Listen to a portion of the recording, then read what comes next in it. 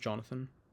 I'm here to talk about something that might seem really simple on the surface comic books and superheroes, but it is actually deeply important for Indigenous youth and for all of us. My presentation is called Native American and Alaska Native Children's Youth Representation in Literature. For hundreds of years, when Native American kids opened comic books, they didn't see themselves as heroes. They saw stereotypes, sidekicks, mystical shamans, even savages. But that's changing, and it matters way more than you might think. Let's start with the history. From the very beginning, comic books grouped all indigenous peoples into one big monolithic culture.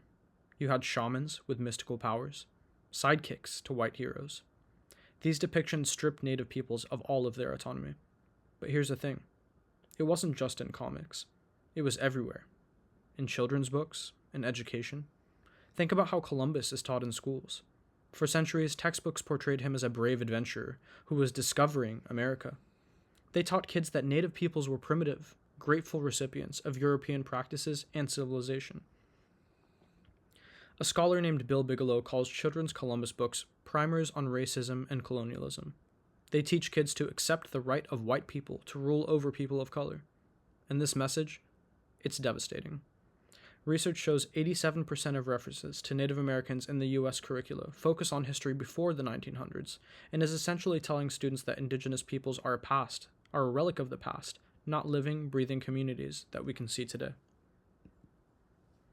So why does this really matter?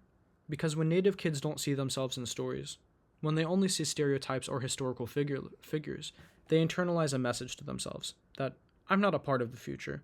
I'm not a hero in my own story. And this isn't just about feelings.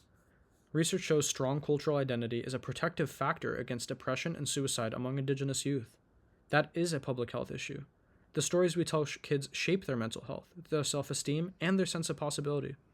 And for the non-Native kids, these stereotypes teach them that it's normal for white people to dominate, to discover, to take what they want. They're learning a worldview built on colonialism. So representation is not just nice to have. It is absolutely necessary. Here is where it gets exciting. In the early 2000s, Indigenous creators decided, we are not waiting. We are going to tell our own stories. Fast forward to the modern day, and we meet Aragon Starr. She's a Kickapoo. She created Super Indian because as a kid, she loved comics, but never saw people like herself. She says, I wanted to see somebody who was a nerd like me. She said, not the stereotypical feathered Indians occasionally appearing in mainstream comics. Super Indian is a brilliant character. And the main character, Hubert Logan, gains superpowers after eating tainted government commodity cheese. It's a really funny origin story if you think about it. It takes a symbol of federal neglect, of broken promises to Indigenous people, which happen very often, and transforms it into a source of power. It's funny, it's Indigenous, and it's ironic. At the same time, Theo So, a Las Vegas Paiute, created Captain Paiute.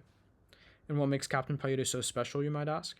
It's tribally specific, not generally a Native American. So included actual Paiute culture, stories from elders, authentic traditions, and his hero during the day, Captain Paiute, is a water hydrologist, which is a scientist working for his tribe. Not a mystical shaman, a contemporary, real professional. Both of these comics do something radical. They show Indigenous youth as protagonists in their own story, as superheroes in the present day. Starr and So aren't alone. They're a part of a broader movement. In 2015, Lee Francis IV, a member of the Laguna Pueblo, founded the Native Realities Press, which is a publishing company dedicated exclusively to Indigenous creators and characters. In 2016, Francis created Indigenous Comic-Con, later renamed Indigipop X.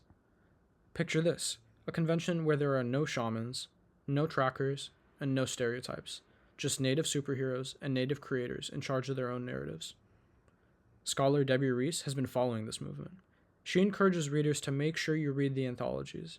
In them are fantastic works by Native writers. Learn their names and all of their work. This is not small. This is a real, growing movement reshaping how Indigenous youth see themselves and how all of us understand Indigenous peoples. You might be wondering, why comics specifically? Why not novels or films? Well, here's why. Traditional Indigenous storytelling has always been visual. petroglyphs, ledger art, beadwork that encodes stories. Comics are a modern extension of these visual storytelling traditions. Comics also serve another purpose. They preserve their culture and heal these peoples. Indigenous communities have survived genocide, forced assimilation, boarding schools where native languages were forbidden. That is intergenerational trauma. Comics like Super Indian and Captain Paiute don't just entertain, they celebrate indigenous resilience. They transmit cultural knowledge. They help these communities heal. When a Paiute kid reads Captain Paiute and sees their culture honored, learns about water spirits specific to their people, and sees a scientist hero from their tribe, it's not just a story. It's cultural revitalization. What struck me the most was realizing that representation connects to health outcomes. As a future healthcare provider, I care about public health. And here's the truth. Authentic representation in literature is a public health intervention. When I was in elementary school, I participated in Thanksgiving pageants. We made construction paper, Indian headdresses, and sang about pilgrims and Indians peacefully sharing meals. These activities, while well-intentioned, taught me lies. They perpetuated erasure of actual history. Learning about Indigenous graphic novels changed how I see my role. Representation is not just about being nice or inclusive. It's about justice. It's about health. It's about young people and how young people accurately develop understandings of the world and of themselves. So here we are.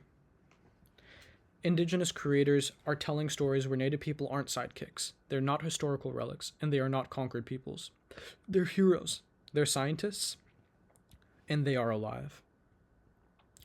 Dr. Brenda Flywith-Hawkes, speaking about Indigenous comics, said, "When we have that strength of knowing where we come from and the greatness of our people, indeed, it is like we are superhuman.